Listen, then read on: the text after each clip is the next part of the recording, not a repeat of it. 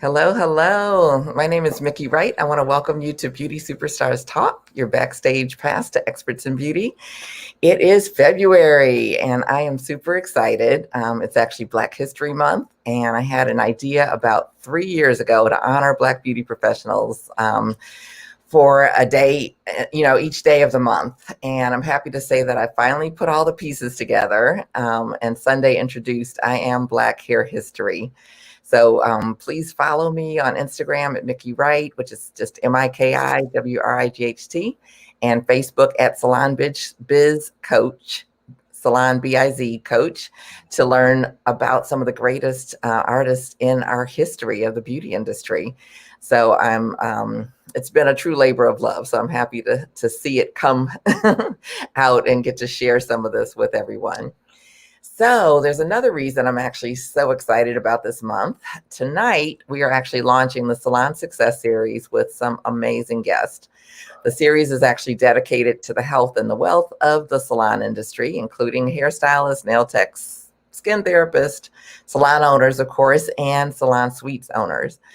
So we're here to help you navigate this unprecedented time. It's been almost a year since I was in New York, actually ready to teach at the IBS show, which was changing to the beauty experience. And I will admit, I was extremely nervous about going there in the first place and about being there. And during that time, that Saturday before everything started, the governor declared a state of emergency and the show was canceled. And we had to get home the best way we could. Then came shutdowns.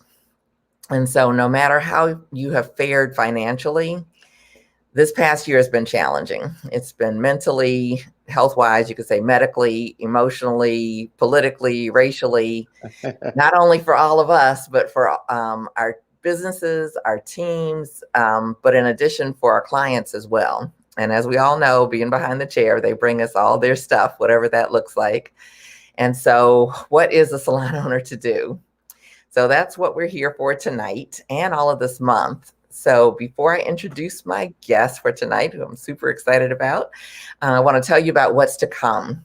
This week is actually a double header. I'll be back on Thursday evening, 7 p.m. Eastern, with industry leader Tamika James, and she has some possible solutions if you're ready to exit from behind the chair or want another stream of income that you can add to your existing income. So you don't want to miss that. And next week, I'll have Diane Stevens, who has owned her salon for an amazing 19 years. And she's weathered several economic storms as well as others. And she's going to share with you hope for your shattered salon dreams. It's not looking the way you wanted it to look, but how do you pick up the pieces and reinvent a new dream? And then we're going to talk to Ava Freeman, and we are going in with a conversation for stylists who are feeling the stress, the anxiety, and really offer some ways to deal with it, because we have a challenging task ahead of us when we're, working with clients and we're not up to par or at our best because there's so much going on. So last but not least, I want to talk to Raymond Torgano about navigating the suite life and how that looks right now. So there's so much that we're going to be talking about. But tonight, I'm so excited to meet with Shannon King. He really does it all. He's a hairstylist, a national educator, trainer, but he's here tonight to speak on his primary role as a salon owner of not one, but two cool, funky salons in Brooklyn, New York.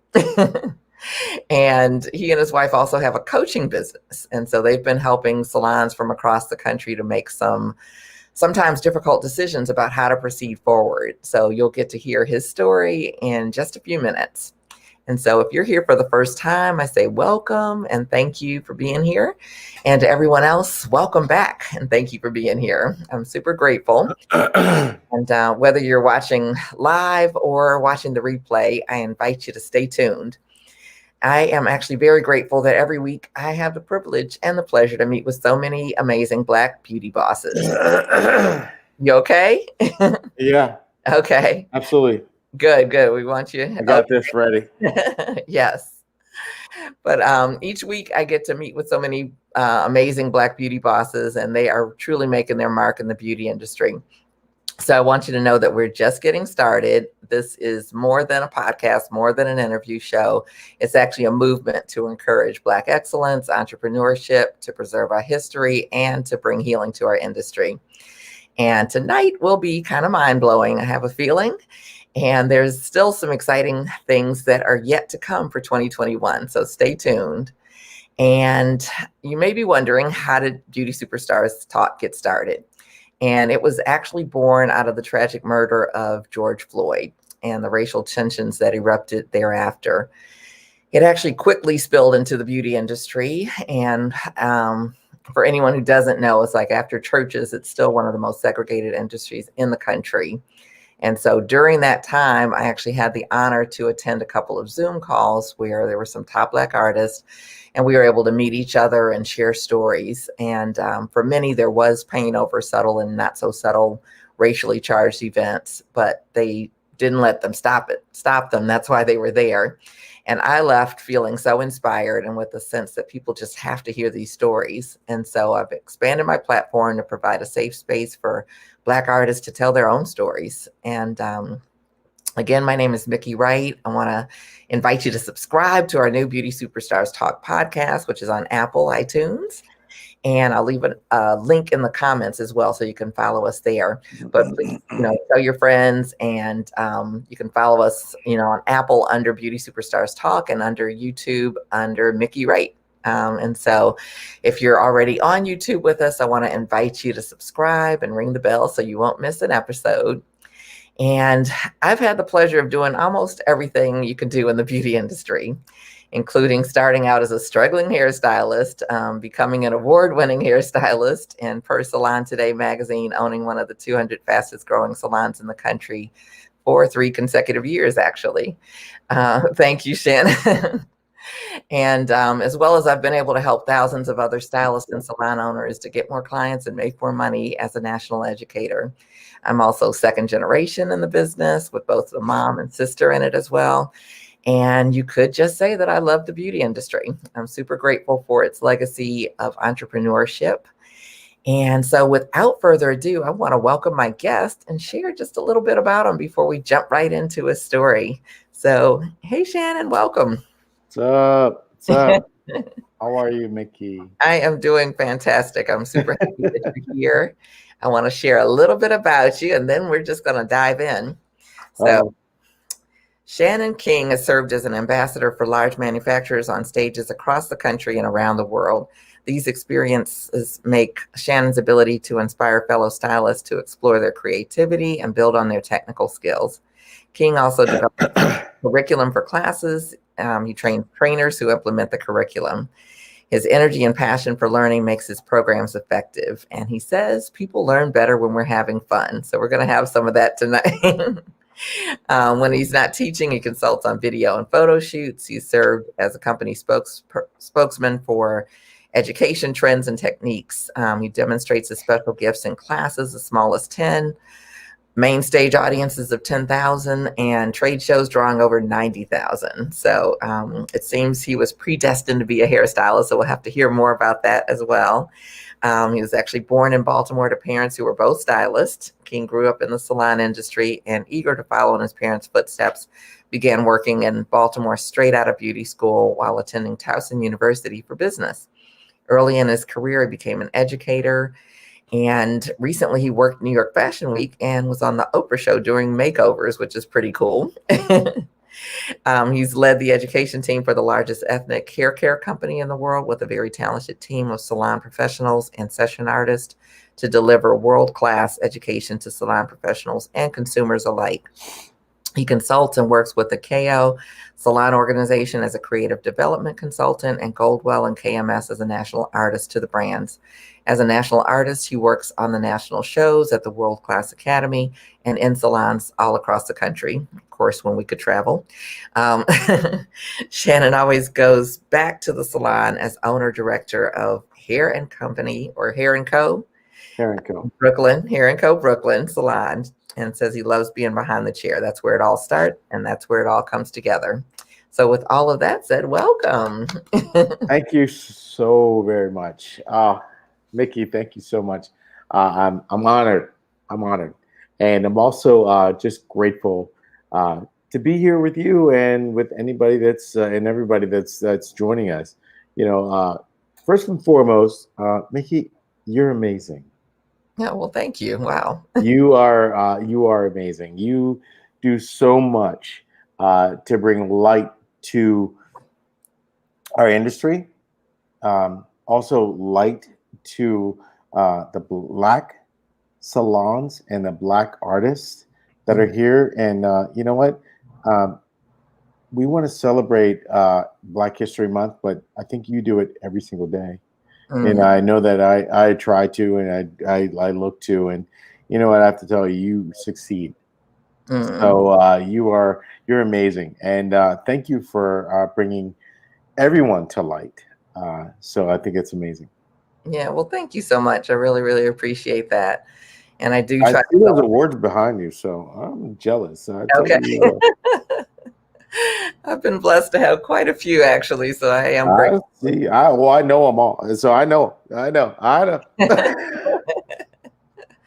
Yep, I've got a few, so I am grateful for that. And You've it's earned them. all the hard work and all of the looking to mentors, that has gotten me here so that I know a lot of these people because they've been my mentors and they've been people that I've shared stages with. And it's really been a great career. And it's like I'm loving You have earned celebrating them for sure. everybody. Yeah. Yeah. So I'm super happy that you're here. Thank you. And this is all about salon success. And it's like I know you know a little bit about that, Woo! which has been turned completely upside down in the last 11, We're 12 gonna months. flip it and reverse it. Okay. It is a different deal today. It Yes, is. It really is. absolutely. Absolutely. So before we kind of get into your story, tell us a little bit about your salon because I think it's important for people who are tuning in to get a sense of, what's your salon life look like? How many stylists do you have? Yeah. Yeah, I know you have two locations, so that in and of itself is like, woo, we've got to keeping up with one could be quite a bit. So having two, I can only imagine and during this time. But are you booth rent? Are you commission? Are you some type of hybrid in terms of pay? And how long have you been the salon owner? Yeah. So, Mickey, we have, and I say we because I don't do this alone. So, Mhm. trust me, there's no way. So I work with my wife, Allison Yes. King, who is also my partner in many things, but she's a partner in everything.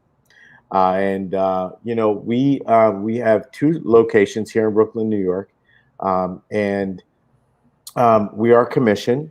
We're a commission-based salon, Mhm. and we understand that side of things, if you will. When it comes to commission, it means that we're all invested. We're all in the game, if you will. We got some skin in this game, so that's how we roll. It's not about, well, I'll just pay you just for being here and pay you just for being the time. There's nothing wrong with that. It just doesn't work for us, if you will. It really is right now what really motivates the team. Okay. Um, we have about 20 employees, um, and we have two locations. And in these two locations here in Brooklyn, New York, which is called Hair Co. We have stylists. We also have a couple of, as we call them, concierges, as well as managers, and all these people are so they're all crucial to our success, crucial to the way that we move forward, if you will. To give you a little background around Hair and Co, we both, if you will, decided to get off of as my wife likes to put it, the corporate hamster wheel. Okay. So we both decided, like, look, my wife, Allison King, is, in my opinion, and I'm allowed to have this opinion, uh, she is one of the best operators in the absolute business, in this industry. She was a CEO for Fantastic Sam's, where she operated, I want to say, about 1,200 salons. Okay. I'm not sure how to do that. But I think that's pretty awesome. Yeah. So two should be like a piece of cake, right? Two should be easy. You know, I was fortunate enough to be in charge of educating and training and developing the education for about 900 salons when it came to Ratner Company. So, you know, we both just basically went choom, like that. And we decided to do our own thing. And what we've decided to do was create Hair Co. Hair Co is hair. That's what we do. Okay. The CO, by the way, is not company. A lot of people think it stands for company, but actually, Miki, it stands for our values. And that's the most important part. It stands for collaboration. Mm. Collaboration was one of the biggest things and most important things when I first started as an educator and as an artist, was working together with like-minded people that just want to just get together and just groove and get this thing on and create an amazing presentation for those that chose to join us. You know, and it was always awesome. So we collaborate. We work as a team. That's important. We also, our CO stands for community. You know, we live in Brooklyn, New York, and our salons are in Brooklyn, New York. And I gotta tell you, you want to come see some hair? You want to come do some hair? Come to Brooklyn, New York. You want to do some hair? You get it all. It's straight, it's wavy, it's curly. You get Chewbacca sometimes. And I'm serious. You get the, you know, you get all that too. But that's important for us. And we also, in our community, we do outreach. You know, that's important. We spent time with shelters before COVID when we could. We spent a lot of time at shelters doing what we could to share beauty, you know, and make people feel special. Our CO also stands for commitment. And our commitment is that when you walk through our doors, you are a 10, you know, and that is important to me. It's important to my wife. It's important to our team. You know, when you walk through our doors, whether you're a stylist, you're a employee, you're a client, you're a 10. So we do our absolute best to elevate that experience to make sure that you feel that way when you walk in, and definitely when you walk out. And lastly, it's all about confidence. You know, as a person who's about confidence, I think that you build that. I think it's important. If you don't do that, if you don't build confidence, I mean, as a martial artist, you have to build your own confidence. And that's something that we strive for, you know, and I think that comes through training.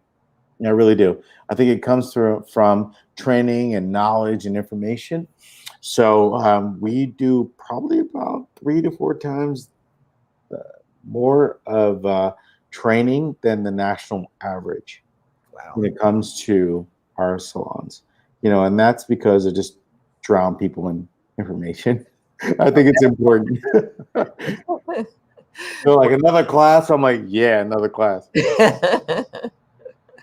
Well, you have me like ready to sign up. It's like, okay, can we go over? But that sounds amazing. That absolutely sounds amazing. So how long have you guys been there? We opened our first location in actually we opened our first location 5.5 years ago. Wow. Okay. Well, congratulations.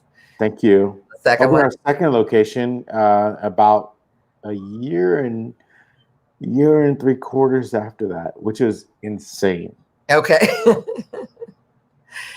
Insane. I don't always suggest that, but most salons, if they do a second location, they normally do it at 5 years. We had a great opportunity, and I decided that I was like, look, we got to take it. You know, so it was just a great opportunity. So we took it and opened our second location, and you know, a year and a half in. Awesome. Awesome. Was still standing. So that's you They're know, both still standing. Even through the snow that we had this year, this last couple of days. So yeah, you guys had like a blizzard. yes. Now this is salon owner tip and rule number 522. It's up to you. Okay. You have to go shovel when it snows and there's weather. You have to do it. Okay. So you guys have been schooled. I'm going to refer to, the handbook on number 763 that says hire someone. So Yeah, you can do hair. I'm not there yet. I'm not there yet. I think my wife is there yet. She's Okay. already there. I'm just like, yeah, I got to do it. Yeah, but wow. So tell us a little bit as far as how things shifted. And I really want everybody to kind of find out, including myself, a little bit more about, how you got started and all of that kind of good stuff. But what types of things shifted for you guys? I know, New York was shut down longer than most to begin with, but I think you haven't had any additional ones like California. Yeah. But And my California people, yeah, God bless. yeah, God bless you all for sure. So what's your experience been with your salons and navigating all of this in the last 11, 12 months? When it comes to the way that businesses are governed at this point in time, we are, I have to tell you, Miki, this is not something that any of us planned for. Right. Right. We spent over $40,000 in what we need to do to make sure that our salons are safe, our employees are safe, our clients are comfortable and safe in regard to our salons. And I mean, like, there's a box that is microbial. I can't even say it now. Right. Basically, it's hospital grade microbial, and it basically cleans the air and the surfaces. Mm-hmm. That's $4,000. Need two. Yeah. So there's things, we had to do. I know that everybody that's watching this, everybody that's with us right now, had to do something that is out of bounds, they never expected to do. And you know what? Here's what I can say about what we prepared for, what we're doing, and what's about to happen. What we didn't do is that we didn't know about this. It slapped all of us in the face. It basically was a gut punch. I unfortunately understand and know that there are some friends that have lost their businesses. What I can share with you right now is that we've been tough. We've been really trying to be tough during this and through this. And I can't say because there's not really, I didn't do this. We did this. And I'll share more about that. But we really tried to look forward to, we made sure that we were in tune. We checked the websites and so on about everything that's happening in the industry, and as well as what's happening in around us, and then prepared for that. But Miki, here's the thing: the team went to the mat, and I mean they went to the mat. Our team, we had Zoom calls, like everybody else did, but we had Zoom calls around saying hi, checking in. Are you okay? How do you feel? Are you anxious? But checking in with our team to understand who they are and where they are. When we had an opportunity to open up, it was so important to us that we said, hey, look, if you don't feel comfortable, we're not pressing anything. Right. That's not our goal. Our goal as business owners is to open up.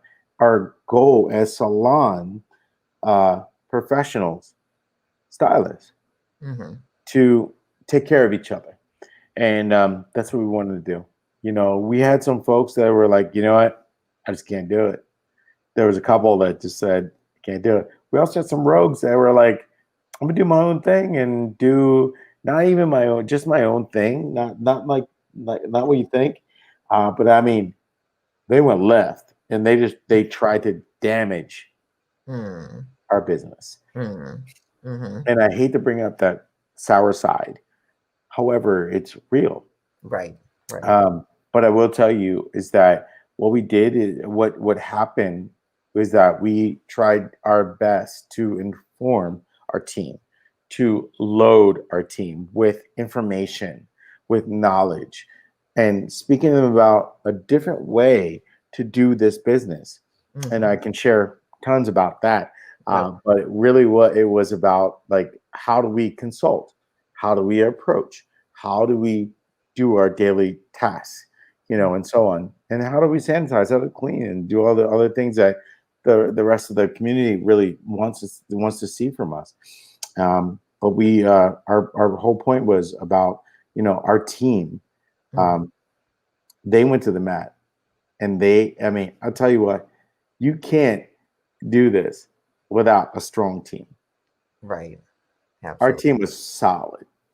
Our team was 100% solid. And I have to tell you, those guys, they all went to the mat, and I love them. I cherish them. I appreciate them 100%. I can't say it enough, but they really, I mean, they really went to the mat. And when we came back and we opened those doors, Miki, I was in tears because these people went for it. They did everything we asked them to. They did everything more than we asked them to, and they actually really did. They did a service to the community. Yeah. Wow. That's heartwarming to hear, because I think you're so right. You know, the team is key. Yeah. Absolutely key. And for some reason, I'm getting a little feedback. Are you hearing that at all? I don't know. You adjust your headset a little, see if that makes a difference. But the team, I think, is absolutely everything. And I think sometimes as owners, you know, from doing coaching for so long, it's like a lot of salon owners know like the surface of the person. You know, it's like, oh, you know, they specialize in this, they do that, but to know and get to know and care about the person themselves and what are their goals and what are their fears and what are their anxieties, I think is a whole nother maybe layer of skill set that is definitely key. Is that something that you find with working with other salons? Absolutely. I mean, it's you know, to me, you know, I had the pleasure of working around the world, literally, and I mean every continent on this planet, except for Antarctica. Sound like New York broke you in this week, so you're ready. I'm ready for Antarctica. I'm good. But I have to tell you, there's, you know, it's look, you got to know people before you know what they do. You know, one of my mentors always said, people buy people before they buy what they're selling. You know, so if you understand who they are, you know, what they want, and where they really want to go, it makes things manageable. It makes things make sense, because if you understand that this person is a single mother and her goal is to send her child to college that she never went to, you understand that. It's easy. It's different then you can touch it. Yeah. If you just go, well, I just want to be creative, I don't get that. Right. Yeah. Right. 4-year-olds are creative. by nature. 3-year-olds are creative by nature. 5-year-olds are creative. Everybody's creative, until you shave that off. There's always creativity in people. Some people are creative about their cooking. Some people are creative about their craft. Some people are creative about their finances. You can be creative about a lot of things, right? So, but when you understand where somebody wants to go, because that's their journey, and that's what their wish is, you got to help them. You got to put yourself to the side, and I think that's important. If you honestly just shed yourself away and go, what does this person need? What does this person want? And take the time to say, what is it that I can do for you? Right. And then we just did that. We just did that with every single one of our employees, every single one, and I mean individually. Right. Sat down, said, hey, what is it that we can do for you? What is it that you want? And sometimes that's a tough question for people to answer. Sometimes they're like, oh, I'm good.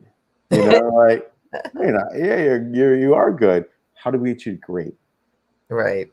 How do we motivate you and move you forward to the greatness? And maybe they come back around and they're like, oh, that thing you're talking about. I want to explore that. I want to explore things like that. But you got to listen. You have to be ready for that. And honestly, when I walk in my salons, I leave myself at the door. That's probably one of the best tips I ever got from someone. And that was just don't show up. Don't walk in as a big shot. Don't walk in as yourself. Don't walk in as anybody. You just walk in. Right. Yeah. I think two things that you just talked about, meeting with your team. And one is the fact that a lot of times they may or may not have a really clear idea of what they want or where they want to go. And so helping them to kind of pull that out because it's in there somewhere, or maybe it's that they need to explore, and kind of say, well, nope, wasn't really crazy about that direction. So let's swing over here and try this. But I think that the basis of it is that it's got to be rooted in trust for them to even start to have the conversations with you. Very true. Very true. And you have to, that comes with time. That is not something that you rush. There's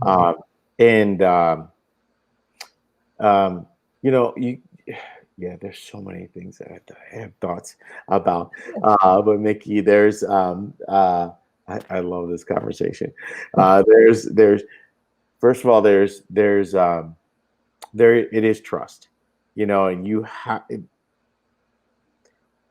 you have to find that, how's that happen? Normally through failure. Tell us more. When things go south and things aren't right, people break. They want to go, you know what? I'm out. I'm done. I'm going to go somewhere else. I'm going to do this other thing. Okay, fine. No, really, I'm fine with it. Right. I got no problem with that.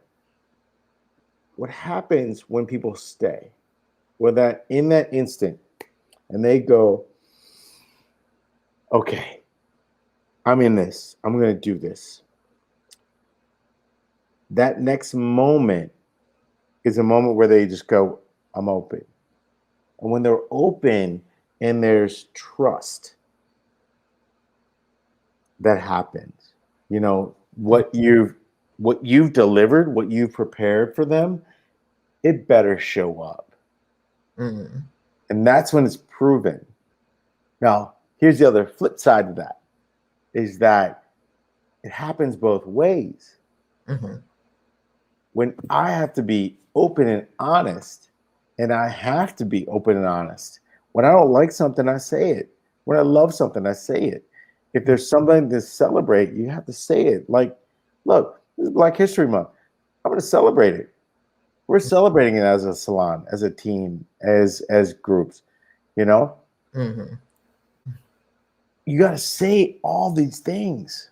You have to be open and celebrate everything that comes in front of you. And also be honest when people say, I don't know, I'm not sure, I don't like, and basically throw yourself on the sword. That's being a true owner. You can't just go, look, I said it, and here's how it is. And this is what it is gonna be. That's the fastest way to get people to leave you. Mm-hmm. Yeah. Like I said, during this pause in this pandemic in the world as it is, you really have to lean and rely on your team. And what that means is you have to rely and lean on the things that you set up. No, that's a hard look for a lot of owners. It's a hard look. Say that again. We need to hear that again. It's a real hard look for a lot of owners is what you set up. If your only setup during this pandemic was, let's get back to us, let's get back to normal, and or you set up, you gave them stuff, as they say, anything that's free ain't worth nothing. So if you really gave it in, it's different. If you put the work in, if you put the time in, your team respects you. Your team honors and cherishes what you deliver. You cherish and honor what they deliver. You respect them. Right. It works securely. It works together. It works in a very great circle. That is that yin and yang that comes back and forth to all of us. But if you didn't, you'll see it. Yeah, it's going to show up. You'll see it immediately. Probably. Yep, right in your face. Yeah. Well, let's take a pause from this conversation, which is really, really, really good, and kind of backtrack us into how did you even get started into the hair industry? I know you've got hair, but how did all of that transpire? Miki, I'm fortunate to know a lot of great hairdressers, as you are as well.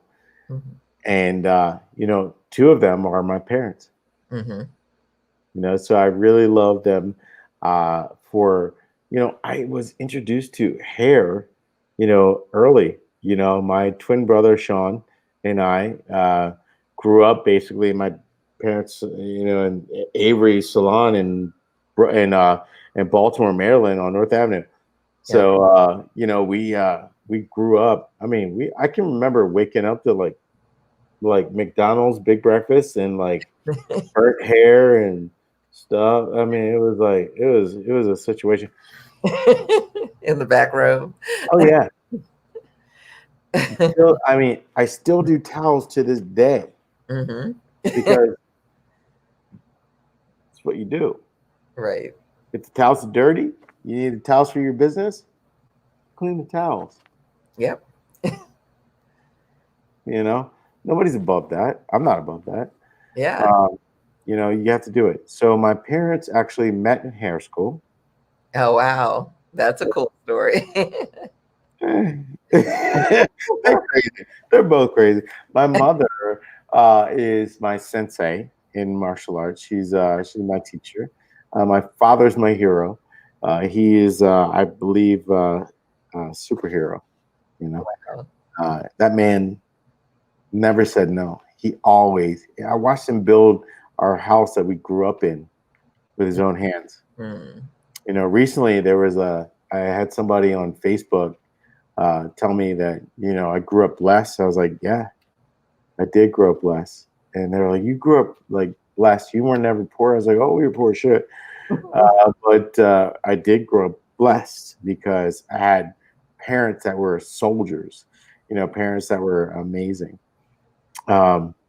and my mother taught martial arts to the community. Um, Mhm. she no longer does hair. She delivers children to their education, which Okay. means she works with children that have special needs, Wow. and she drives these children to their classes, to their school. Wow. Um, but I grew up in a town. I grew up in Maryland. We were born in Baltimore, Maryland, and raised out in Carroll County, which is a suburb. Um, and it's there's a lot there, and not always a lot of great things, a lot of great memories. Not always great experiences. Right. I'll be honest about that. But what I did learn is that I went to a vocational school while I was in high school. Okay. So my whole plan, Mickey, was to actually go to school, go to college prep classes, uh, go to vocational school, and leave with a trade degree, which I did, and that was in hair cosmetology. Then went to Towson University and studied business. Mm. So I actually, true fact, I actually studied and worked the same time, and I've made enough money, thank God, to pay for my college every semester. I wrote a check. Okay. I Yeah. um, I never had a loan to pay back. Nice. Yeah. Um, A beautiful thing. yeah, well, I worked hard. Yeah, but this hair career can really create, a lot of different avenues that a lot of Yeah, times isn't recognized. But yeah. yeah. I actually was. You know what, Mickey? I'll be honest with you. I was not a good hairdresser when I started. I'm not even sure if I am now, Okay. to be honest with you. But I started, and I was just thirsty. I wanted to learn. I wanted to inhale everything. I wanted to learn everything I could. Um, and so I worked for a company called Hair Cuttery, Okay. Wrap company, back in the day. And one of the cool things about that chain, it was a chain salon. It was in the mall, Westminster, Maryland, Okay. um, and they offered free education. Hmm. Why would I not take that up? So free Okay. education? Are you joking? I'm here. I'm in. I'm your boy. So free education. I took it. In fact, every single day off that Mm. I had, I went to a class. Neat. They had classes 5 days a week. So I was like, duh. So I went to classes. There's a gentleman called, his name was Lamar Weathers. He Uh-huh. was the education manager for Maryland. And this man actually asked me, he goes, look, man, I see you all the time. What do you think about education, dude? And I was like, Mickey, I was like, nothing. I didn't know what to say. I was like, no, I don't know. I want to, I just want to like figure this out. And so I don't know. And he saw me again a month later. He goes, come on, man. What do you think about education? You're always here. You're always in classes. Da, da, da. I was like, nah. And then eventually, probably 2 more months after that, I said, I was there at a class. I was there at a class and stuff. And I did something that he just was like, dude, that's it. That's it. And I didn't know what it was. I didn't know. I was like, what happened? I was like, I thought I caught this head on fire. He was like, listen, I got an opportunity for you. We have these ambassadors, right? So the deal is that we send you to training, you learn, you go share what Mhm. you learned,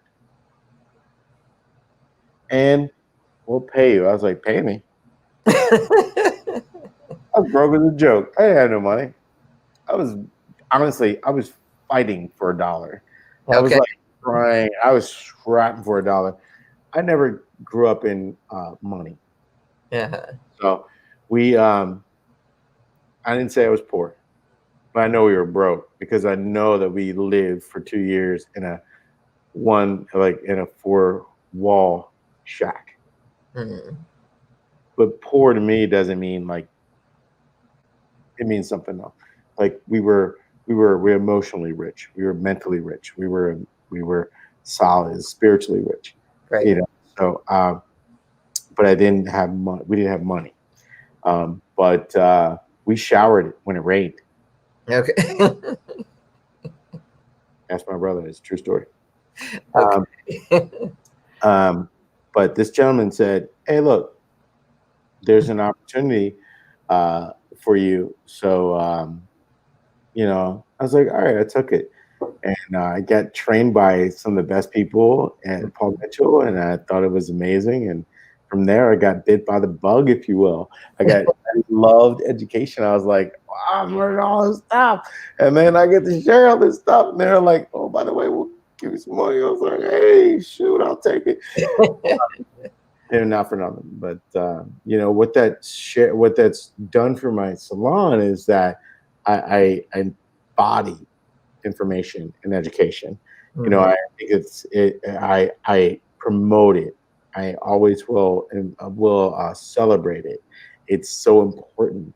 There's not enough of it. I don't care if people don't want. If they're like, I don't want to go clown, come anyway. Okay. Right. You never know what you're going to get. Exactly. You never know what you're going to get. So it's been amazing. It's been lovely to have a career in education after that, working with Redken and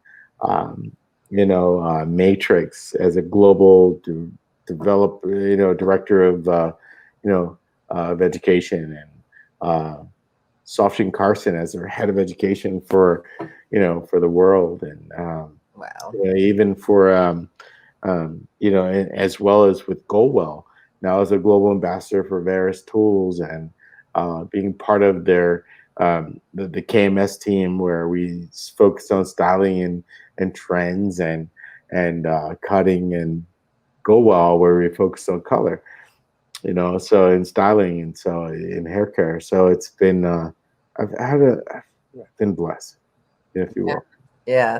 That's kind of a big leap, if you will, from, I don't know, to, all these director positions, global ambassador, educating all over the world. It's like that's inspiration for someone. Yeah, and I will tell them there's some secrets. There are some secrets. Uh-oh. Yeah, there's some secrets. Definitely, I'll share that with you. What they might be. What's that? I'm scared to ask what they might be. Well, one of them is, how's your credit? Okay. I mean, look, if your world's upside down, you can't launch to another planet. That makes sense. You definitely, if your credit has to be solid, you have to be solid. Your techniques, your hair, your can be learned. Right. That part honestly is not what people are looking for. If you got the chops, fantastic. But most importantly, they're looking for a person. They're looking for somebody that has it in them. If you will. When people say that you got it, they mean like you have it in you. Which means that you came to the table with being solid. If you're out partying, you're doing your thing, you're going wild, and you run a road, that's not going to work. Yeah. If you're serious about it, then it's serious. Yeah. One of my mentors told me, it's like, everybody looks good on the first day of a hair show. Yeah. It's who shows up on the third day, looking that same way. Oh, of course.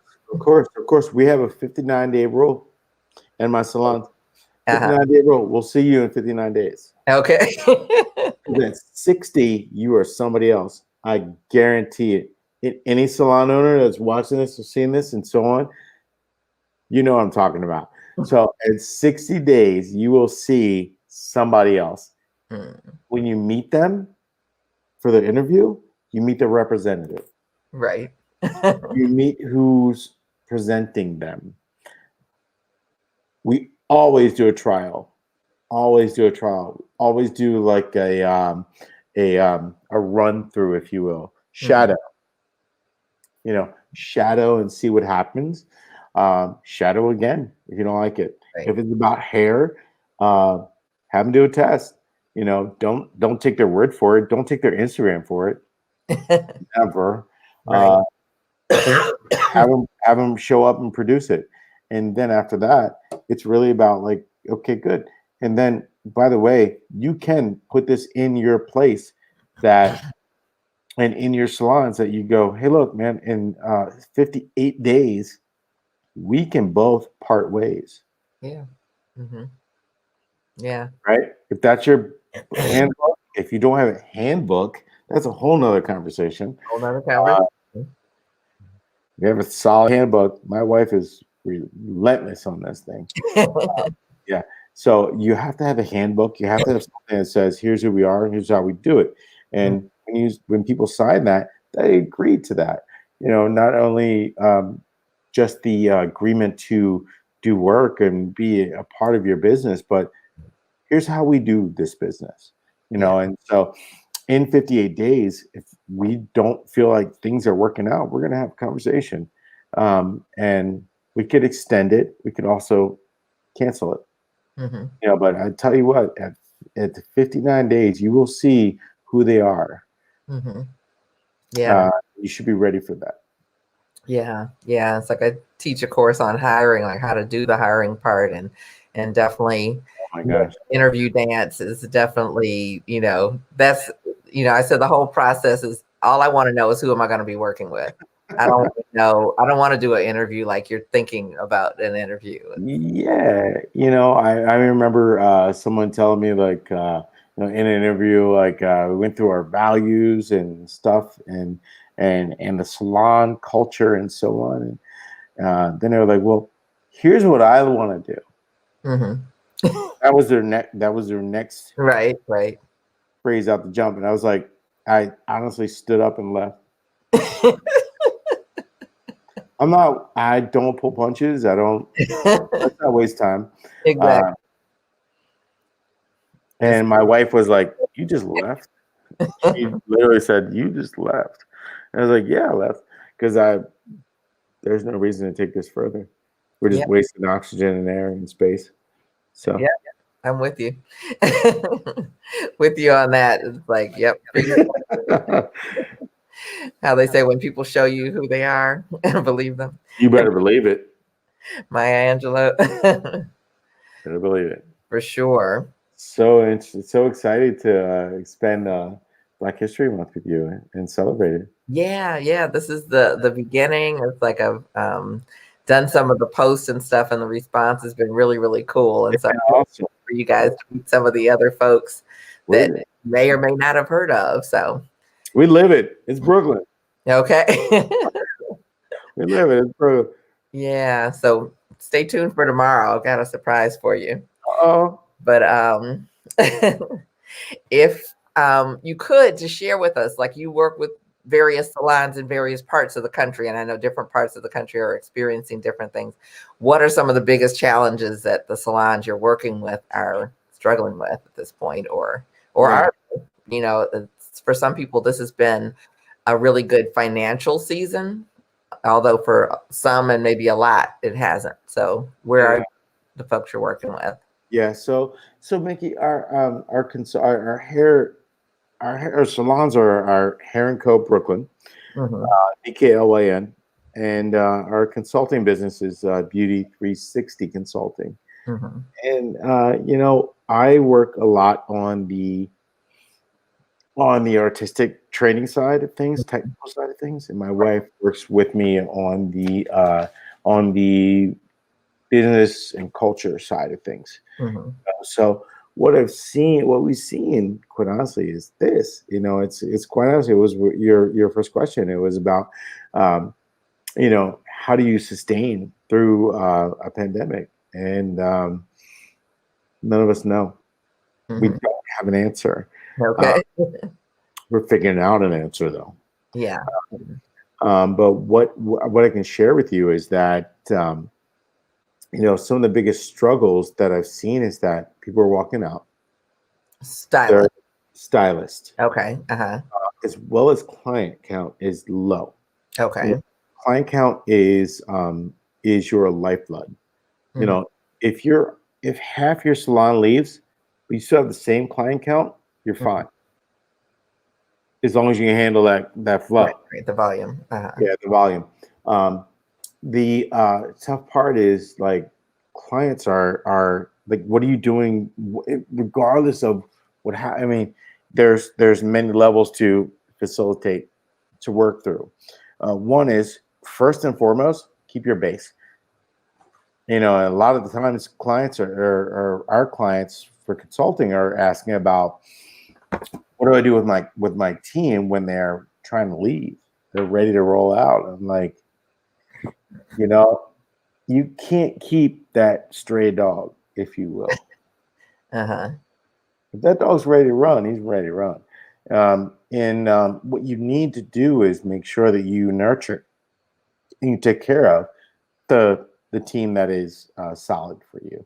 Mm. Um, and like I said in the beginning, our team went to the mat. We laid out a plan, and they went busy. They got they went to work. It was virtual consultations. It was all the things that I mean, the rebooks, the consultations, the treatments, all the things that we asked them to do. They Mhm. did it, Mhm. because we had a plan and we prepped it. Right. What I'm hearing from people around the country is that they're on the cliff, if you will. They're like, phew, they're about to fall off. Mhm. Um, and when it gets to that place, you can survive. You can get back to it. You can be whole. You got to hunker down and sit with your team and go, hey, look, what do we do next? One of the challenges that I've heard is that people are coming in and their hair is whatever. I mean, their hair is from left to right and then some. So Right. what I think one of the challenges is that, being pleasers as hairdressers are, as we normally are, in our heart, we want to do the thing. We want to do it all. Don't. Do what you can right now, today, in the first hour, maybe 90 minutes, and that's it. So here in New York, if you ever read the train, there's always plaques, and you hear it: see something, say something. Mhm. And that's what we do. We see something, we say something. Here's what I see about your hair. Mhm. Your hair has been neglected for 4 months. It's been malnourished. You haven't shampooed your hair. You haven't cleansed it. You are in need of a scalp treatment. Mhm. We have those things for you. Today, I can do one of those things, maybe two. Mhm. When I see you in 2 weeks, Mhm. I'm going to do the other two. So right now, what I'm hearing from salons is that, how do we build our business? Your business is there. Mhm. Your business is there. Reach out to your clients and go, look, we've got these treatments. It's a hydrating haircut. It's a detox. It's a full-on scalp treatment. You got to find the thing. You got to find the problems, and then you solve them. You Mhm. have all the solutions. The other problem that I see from salons is that their retail is low, because people are like, well, eh. And I'm like, no, no, no. You get it from me, I guarantee it. If you don't, I don't. You Mhm. want this joke? You want the J-Lo? You want the whole Oprah makeover from quarantine to J-Lo? Right. Come on, man. But you're not gonna buy the products that I recommend that go with Right. the line. I'm sorry, can't guarantee that. I need you to support me the way I'm supporting you. Right. And it's okay to lean on that. I think the other thing is don't be bashful. I think that there's a lot of salon owners that are shy. Meaning what? They're shy in the regard that they're not saying what Walmart's saying. They're not saying what big conglomerates, big businesses are saying. When they want something, they say it to you. They show up in your Facebook feed. Maybe your salon doesn't do that. I know mine does not. But what we do in person and what we do in our communication, whether it's social media or our email blasts and so on, is that we tell them we want you back. We're ready for you. Right. We've done our research. We make sure that we test every week. We're solid. You know what? If there's any problems, we handle them. But we've also invested, $40,000 to make sure that our salon is like prepared to be the most cleanliest salon in Brooklyn, if not New York State. Okay. Right? I'll put money on that. Right. Right. And when we say that to people, they go, we're okay. We're good. We're ready to come back. And we're coming back to you. Right. If you don't say that, you're missing out. You're missing out. Don't be quiet about all the work, the hard work that you've done. Celebrate people. Celebrate it. To me, look, Black History Month means this. Things have been quiet. You better celebrate what's been lost. You better celebrate what's happened, right? So even in this time, we celebrate what's happened. Right. Even if it's been less than a year, celebrate it. Tell people we invested so much time in training and so much time in PPEs and so on, and working to make sure that we're the cleanest salon in New York. Right. It's not the East Coast. We're going to make sure our team is talented. By the way, when they were off during a pause, guess what they did? Classes. You got it. They're in training. Okay. Time. So when they came back, they were ready. What else did they do? They did exercises for the body to make sure they were physically equipped to come back and ready to go. Right. So when clients hit the door, we were ready for them. Are we ready now? Absolutely. We're still ready. Yeah. Right? So you got to celebrate that. You have to tell people that. Don't be shy. Yeah. Great points. And I think one of the things I think is like emphasizing, because for most of our salons, I would say we've always done a lot of sanitation. And now, the mandates are more like sterilization than sanitation, but we did it behind the scenes because we just kept things clean. We sanitized this, we took care of our combs, all of these things were going on all of the time. But I think it's important, like you say, to share that it's like, oh, this is the way we do this. This is what we're using, the products that we're using on this.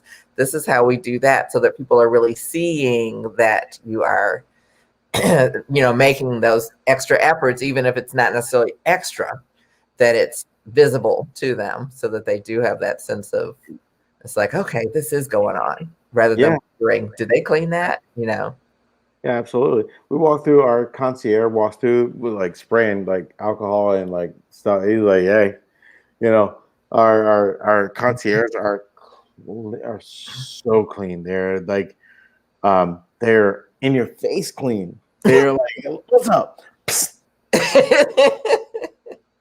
Exactly. Yep. With no shame. I was like, don't be shy. Don't do it. Don't be upfront. Let people know what we're doing. Exactly. What happens an instant later is they go, yep, in the right place. Yeah. Yeah. Yeah. It makes them so they can at least breathe, you know? Yeah. You know, our microbial machines are, you can hear them. They're in the middle of each salon, each location. So you can hear them buzzing, right, on purpose. We could put them actually in a closet, and they still work Right. efficiently the same way. We don't. We put them out so people see And that here. thing is working for Right. you and for us. Right. Right. Yeah. I think that's so important. So I want to ask another like cliff on the edge kind of question, but I also know ask another couple questions before we wrap up. But for that salon that is, you know, hanging off the cliff, you've given us some excellent things. What would you say would be like, you know, step 1, 2, 3? Because sometimes when you're on the edge, you're not thinking that clearly to try to be able to put together a plan. So what would be like a little quickie, you know, first do this, second do this, third do that? Same thing I do when I'm on the cliff or the edge. Mm-hmm. You know, first, second, and third, call my wife, call my wife, call my wife. Okay. So should everyone call your wife? Yeah. 360, Beauty 360. Yeah, call my wife. Look, if you're on the edge, call her. You know, I can tell you how to activate stuff and what it looks like when it comes to let me put it like this. As a stylist, an educator, an artist, and an owner, I understand how things work. Mm-hmm. When it comes to planning how those things work, Mm-hmm. I'm a partner with one of the best, you know, I believe one of the best business minds in our industry. Yeah. And that is my wife, Shannon King. I got no, hey, I tell you what, I'll tell you this 100 times in 50 days. She really does understand it. She actually is one of those people like yourself, Miki, who loves to take a look at people's business and help them grow. Mm-hmm. And that's one of the things I love about you, you know, because, you know, that's selfless. Mm-hmm. It's selfless. But like I said, call my wife, call my wife, call my wife. When it comes to like, if you're on the edge, my martial artist in me tells me, breathe, pause. Yeah. Don't make anything rational. Don't pull the trigger on something that's one way or another, you know, because some people just go, I'm done. Some people go, well, I'm just going to build. Don't do that. You have what you need. It's there. It's in you. You've already succeeded. Right. You know, it's just things are swirling around you. So breathe. Get calm when things get busy. You know, and that's one of the things that I've been blessed. I'm not sure where this comes from. I think it comes from my mother, where there's an ability in myself to get calm when things get really busy. And when things get really calm, I get busy. Okay. So, Sounds like a good combination. you know, so if there's any tips I can say is just take a step back, get a piece of paper and a pen, not your phone, a piece of paper and a pen, and write what you see. Do a SWOT analogy. What are my strengths?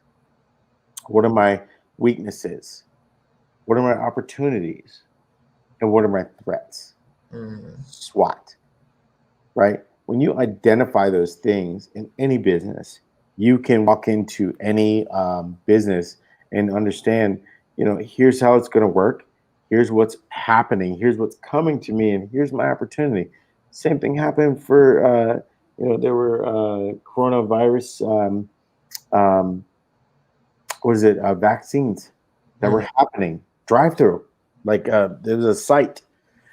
There was a gentleman from from he was a manager at Chick-fil-A, Mm-hmm. which we all know, busy, Busy. right? Walked in, smooth it out. It was backed up, and this person, because of their knowledge, because of their strengths, their understanding of weaknesses, their understanding of threats, their understanding of opportunity, they were able to see that a different business and go, I can help. Wow. Okay. So taking that knowledge from being a Chick-fil-A manager and translating it into a completely different scenario, using the strategies and the theories and all that work. Yeah. Yeah. Yeah. You can do that in your own business. Mm-hmm. You have to do it in your own business. If you don't do it in your own business at least once a year, you're allowing your business to control you, if you will, versus understanding what your business is doing. And it's important to see that. Right. Yeah, it really is. Yeah. And I think getting some help and getting some support, I think even the best athletes have coaches, because it's like there's things the coach see that the athlete can't see, no matter what talent. I have a business therapist. Mm-hmm. I have somebody that I talk to weekly, because to me, I mean, look, the stigma is that as a Black male, you're supposed to be strong, solid, right? Listen to any music. But what I understand is that I don't know everything. I never profess to. I am challenged by the world, just like everybody else. Right.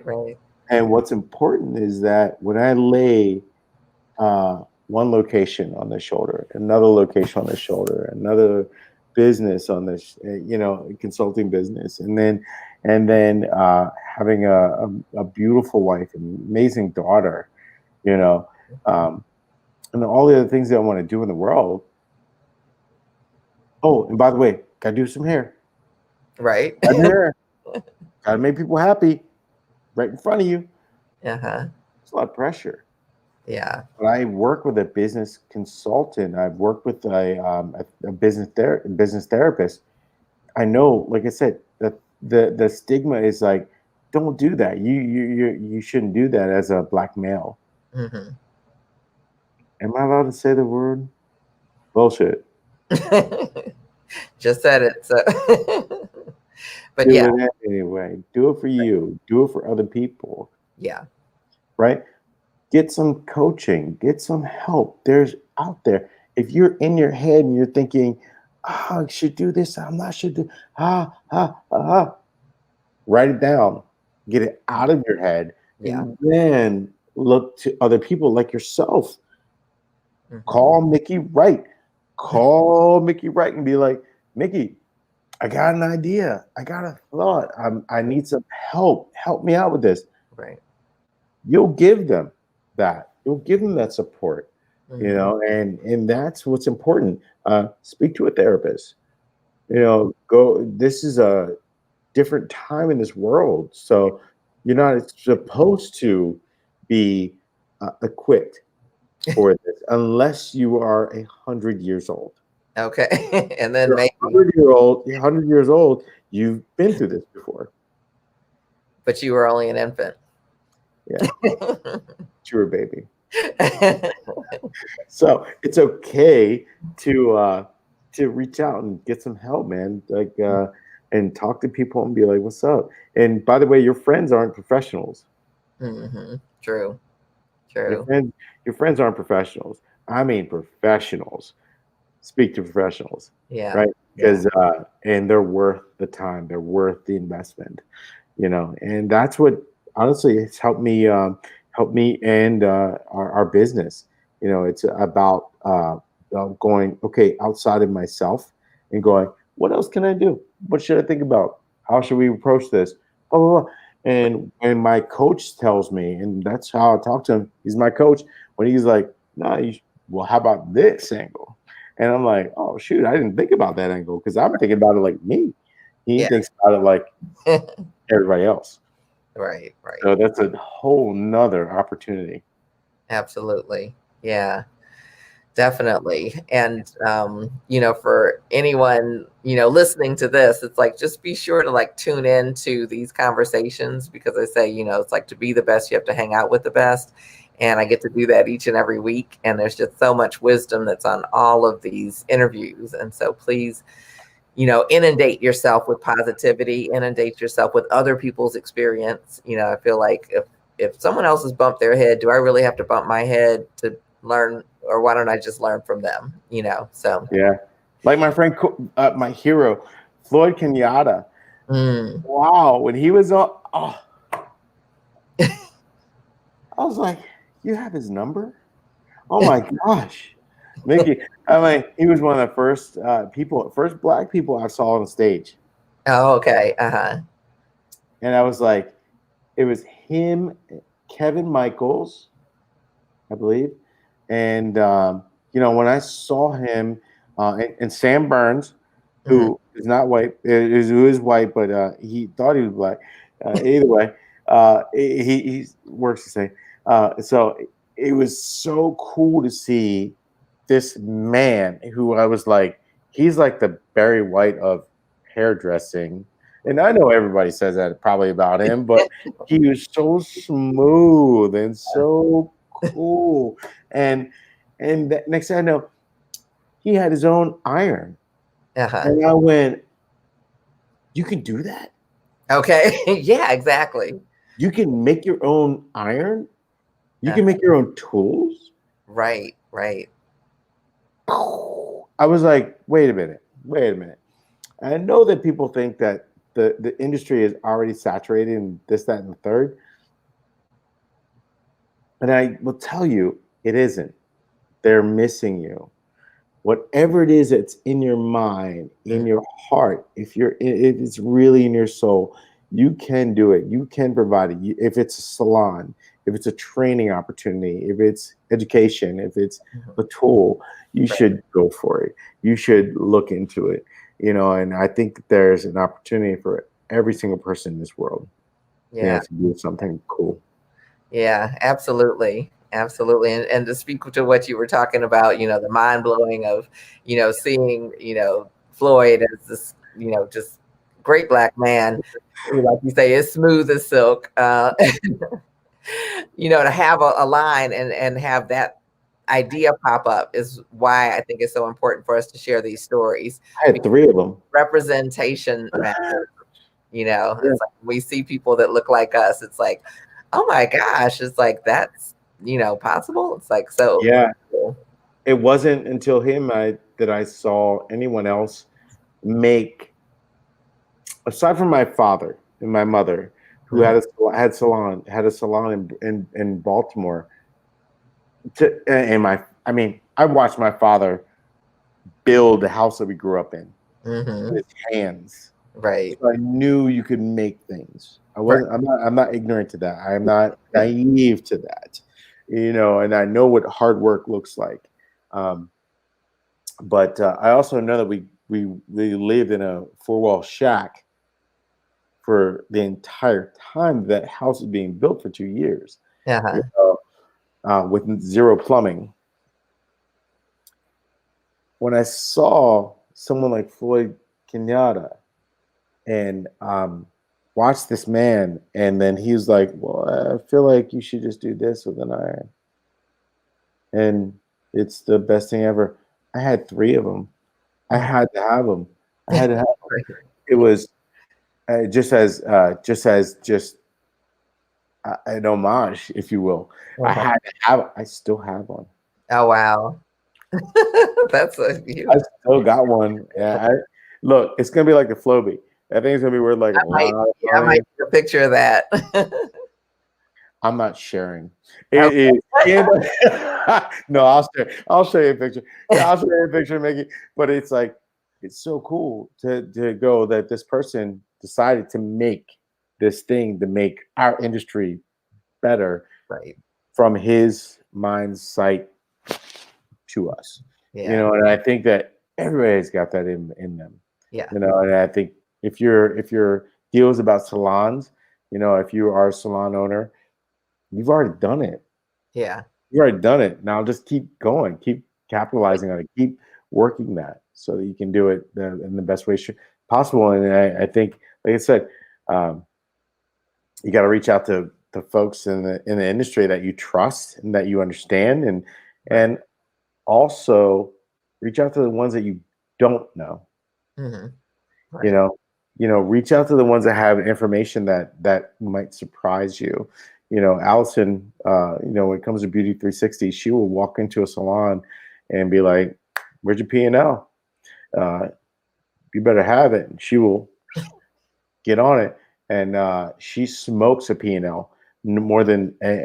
I mean, she was a CEO for Fantastic Sam's. Right. She operated 1,400 salons. I'm sure she can help people with their 1, 2, 3, 4, 5 salons, But when you look at those things in that regard versus just from a stylist mindset, but you still have to have the stylist mindset, because you got to know who you really rep. You got to know who they are. You can't just be about numbers. You got to know who they are. Then that's when it's really important. That's when things really go like that, and then they go, and it makes a lot of sense to a lot of people. Right. Yeah. Well, I can't let you leave without talking about the fabric of change. So, number one, your presentation was just like when you say the mind blowing, when you laid out all those different fabrics, and it was like, whoa, like I've never really seen anything like that in terms of a presentation demonstration. That was so cool and so big. Thank you. Bam, we got it. Miki, you made my heart beat, because that's, I mean, you've seen a lot of presentations. You've seen you presented them. Are you kidding me? Yep.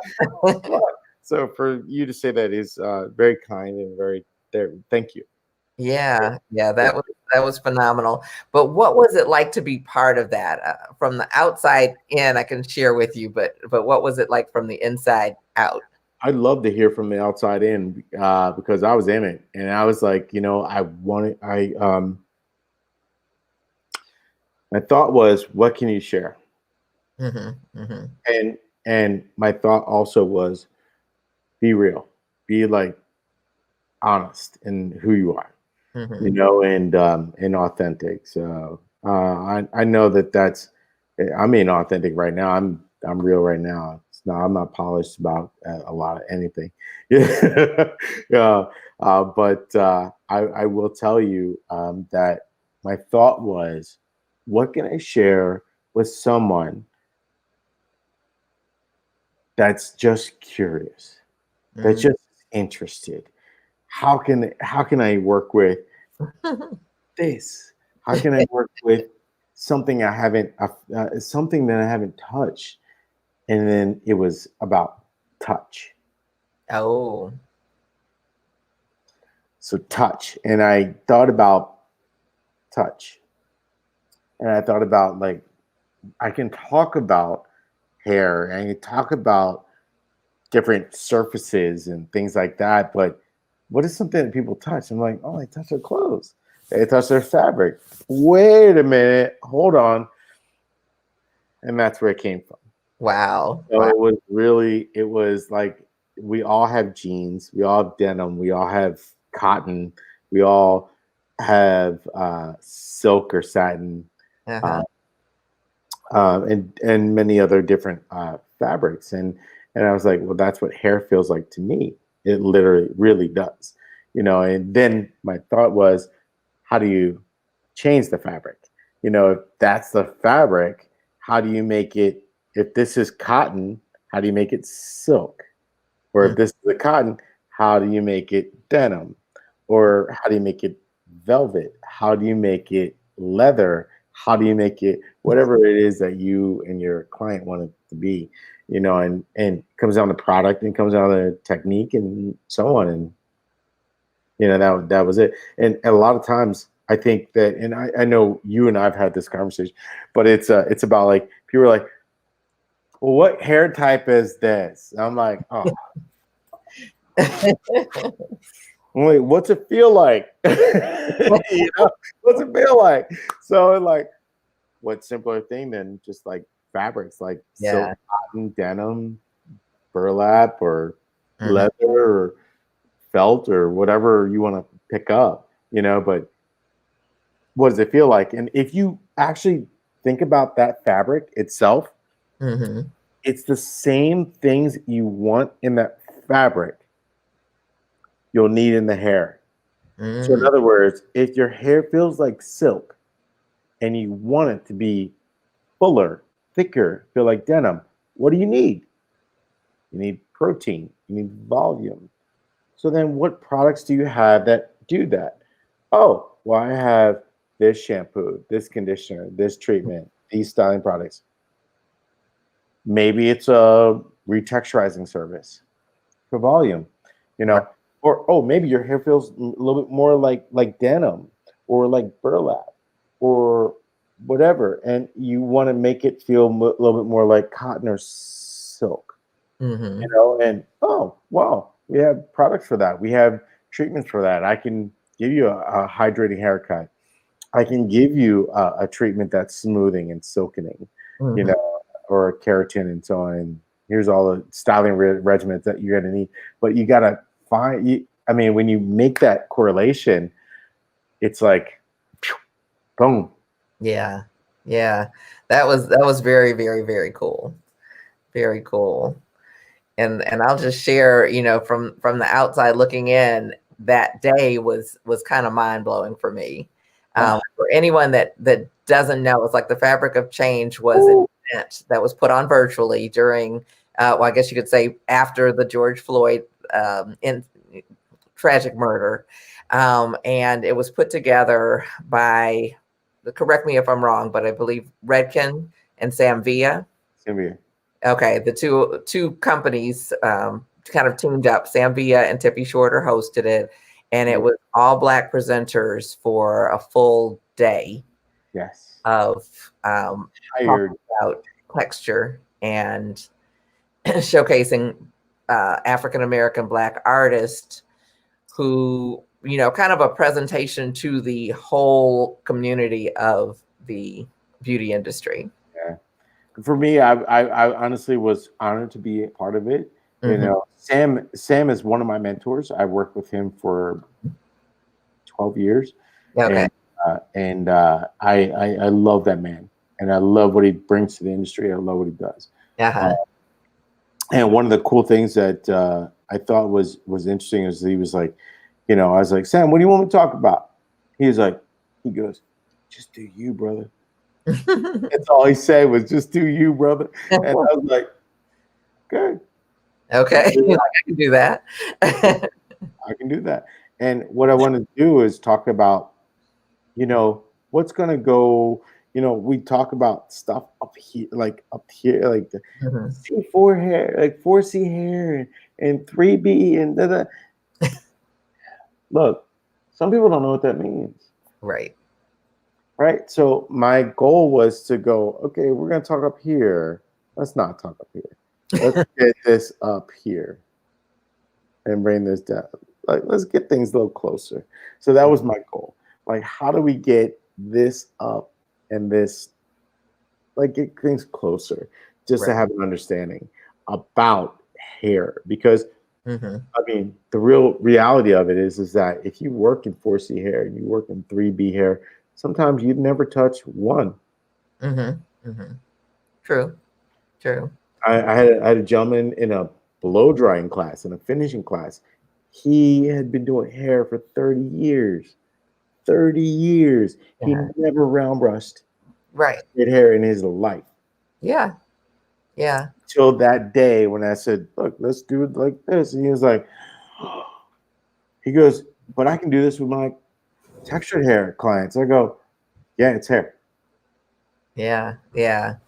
There's so much to be learned about hair and about people, which was really part of the whole thing. I think that was wonderful. But I So guess for good. me, it just felt like when you'd see Black people on TV for the first time, and you'd call like the whole house, like, "Hey, everybody, there's a black person on TV. And I Yeah. felt, hey, there's, there's all these black people that are doing the whole day. And they're so, it's like the people that were on there, they are professional 360, Yeah. 365 days a year, 24/7. And I think there was an expectation that they wouldn't be, or that, wow, they really represent it well. But it's like, no, this is what they do. They're educators every Yeah. single day. And it was just, I felt extremely proud, to be part of this industry and to have more exposure for such great talent. So yeah, I was proud to be involved in it and so on in any capacity. And, I mean, yeah, sometimes people are always looking for failure. They're searching for failure, but you know what? That was a really cool day, and it was a really it was a proud moment, if you will. yeah. It was cool to be a part of it. Yeah. I got few, but but there was a proud moment. So Yeah. yeah, and I think there's more to come. I think it's interesting, and I know one of the things that you and I had talked about was during this during this for salons was, what else do you do? What else? You know, Part of his training. I have to speak about one of our employees, Crystal. Mhm. Who is this person just, first of all, she scares me a little bit because of Crystal scares me because of this drive, and Mhm. to see a drive like that is it's something to admire.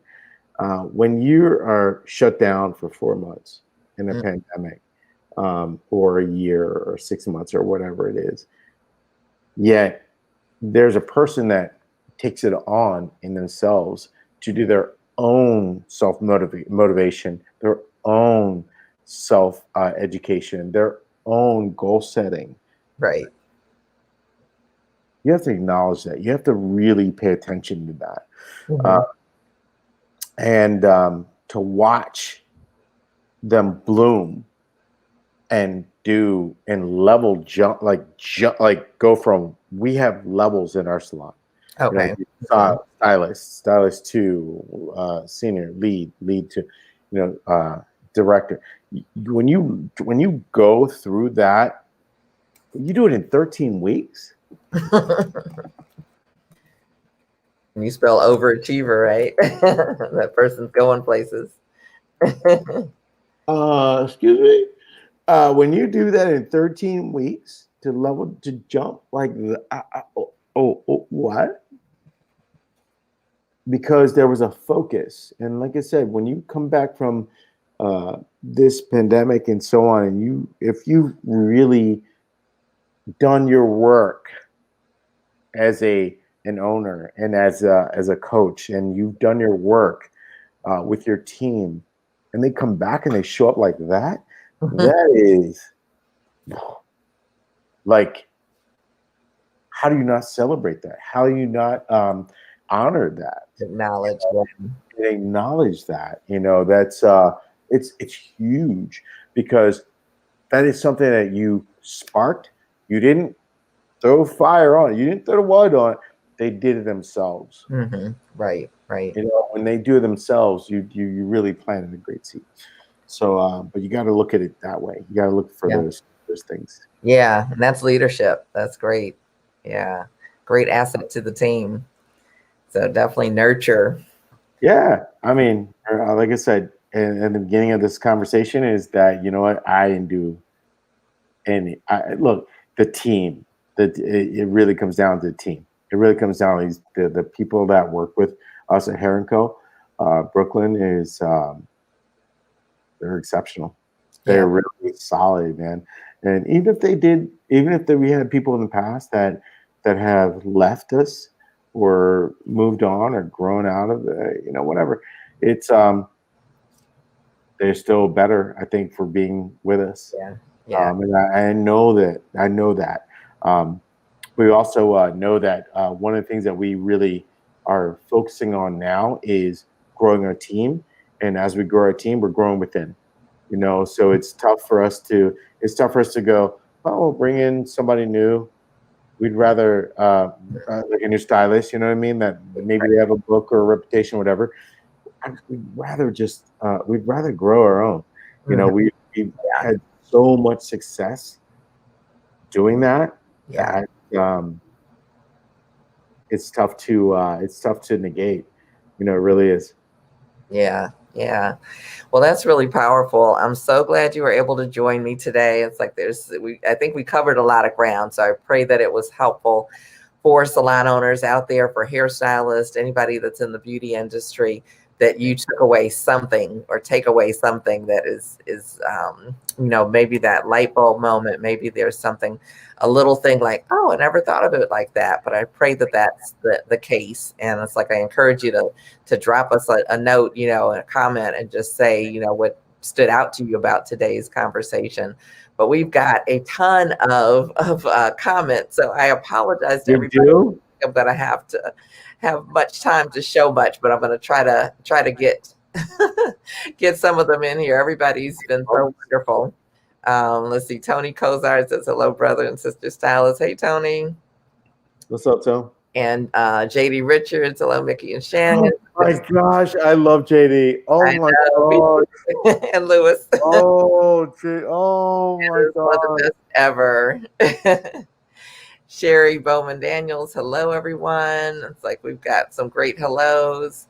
Let's see, my favorite ergo educator, Rhonda Moffitt. Barbara Edmonds, be the example. It's like we've got some heavy hitters on here too, so we love that. And Ludwig, my man, serious. Oh man, what's up? Yeah, that's a Marylander, right that's down. Right. It wasn't too far down the street from my previous salon. So awesome. Yeah. Glad to have you in the house. And we've got Samantha Dixon Slaughter. Love you, Miki. Thanks for sharing and keeping it real. JD says this was so good. Thank you, guys. Madrid Johnson is here. I haven't seen Madrid in so long, so I'm glad you're here. So he says, hey, Miki, my first time on your show, but it won't be the last. Great info, Mr. Shannon King. Real talk. And Rhonda Moffitt, I love when he uses fabric to demonstrate hair fibers. Yeah, that was really, really powerful. And Danica Danielle says, Shannon King, hey. And Theodore Chisholm says hello. And I wanted to scroll, but I didn't figure that out while I was on here. But for any further assistance with your salon business, Beauty 360 Salon Business Coaching, you can reach out to Shannon. Go ahead, tell us how to reach Beauty 360 Consulting, yeah. Okay, awesome. Yeah, so that great time tonight. So thank you so much for your time, for your wisdom, for your heart. It's like we really appreciate you being here, Shannon. And it's like so many people have gotten so much out of it. And I know that so many more will as they continue to watch this on replay and listen on the podcast. So thank you. I can't wait to see more. And if there's any other questions, please let me know. And Miki, yeah. I know that we have to go, but I have to tell you, and for anybody listening and so on, just thank you to you. Thank you for everything you're doing and everything that you're doing to bring light to all of us and to elevate our business, elevate our industry. Thank you. Thank you. I appreciate it. I receive it and I appreciate it. And it looks like we've got Chuck Capel saying, what's up? Hey, Chuck. Chuck. So, yeah, this has been absolutely wonderful. I so appreciate everybody tuning in, whether you're live with us and all your comments and interactive, or whether you're listening on the replay. But I do want to invite you back for Thursday when I meet with Tamika James, and we'll be looking at some digital marketing as an alternative to being behind the chair. Some people are like, I've had it. I'm ready to turn it in. And that is something that's real. So we want to talk about that, but it may be something that can be added on to what you're already doing behind the chair. So if there is another shutdown at some point that you still have income that's coming in, even though you may not be behind the chair. So she's an industry leader and legend, and I can't wait to sit down and get into what motivates her, because she is a powerhouse. And I'll be back next Tuesday, same time, 7 p.m. Eastern, Thursday at 7 p.m. Eastern as well. And next Tuesday, we'll have Diane Stevens, and I can't wait for you guys to hear her. She's a powerhouse as well. So right now, it is about salon success. It's like I have a program that is really helpful, or has been really helpful for a lot of people, and it's called Where's Your Money, Honey? And like Shannon was talking about, it's like, Hey. and so I have it on special this month, so I'll put the link in there as well. But it's only $29. It's an online training program. It comes with these tracking sheets that I've made people that I've worked with who've gotten a hold of it tell me that, you know, they've had their best time in their business since reopening. And so we need to get this information. We need to collect it. We need to know what we're looking at, you know, what our key numbers are and all that kind of good stuff. And it sounds like, ugh, and overwhelming and all of that, but it's really simply, you know, figuring out what's coming in, what's going out. And I make it super duper duper simple. Yeah, your program is necessary. Yes. It is. I'm not going to joke. It's necessary. I'm not blowing smoke, and I ain't going to joke. It's necessary. As we get back into this, you cannot, as a salon owner in this industry, anybody, think about how do we reopen? No. You're opening new. Yep. You're opening a new business. Mm-hmm. And your new business has to operate in a new way. And that's something that you are you're amazing at. You know, but you do you absolutely take people from ground zero to the moon. So I think that people need to invest in their time and slow down. And I think one of the coolest things, well, I don't know if it's a cool thing, but it's a thing. But it's one thing that I know I've learned from this pandemic and this pause is that slow down and take a real look at everything that's in front of you. Your health, your mental health, your personality, your finances, your businesses, all those things, your friends, your friendships, your relationships, all those things. But I know that you can help with at least several of them, and that is you know, to sign up with you and get some time with you. I think is going to be beneficial for absolutely anybody. Yeah. Well, I look forward to it. It's like I want to help salon succeed. So I know that about you, and it's unselfish. So yeah, really cool. You know, it's my experience, and it's, you know, the things that I bump my head on that I share, you know, as well as the things that worked really well. So yeah, it's all good. So Mr. King, thank you so much for being here. Thank you, everyone who's here, everyone who's watching us on the replay. We appreciate you, and we will look forward to seeing you on Thursday and again next Tuesday. And definitely follow me on Instagram, Miki Wright, Miki, just 1K, on Instagram. And then if either or on Facebook, it's Salon Biz Coach, where I will be posting I Am Black Hair History all month long. You're going to learn something. You're going to be inspired. You're going to be even prouder to be part of this industry. So take great care, and I will see you soon.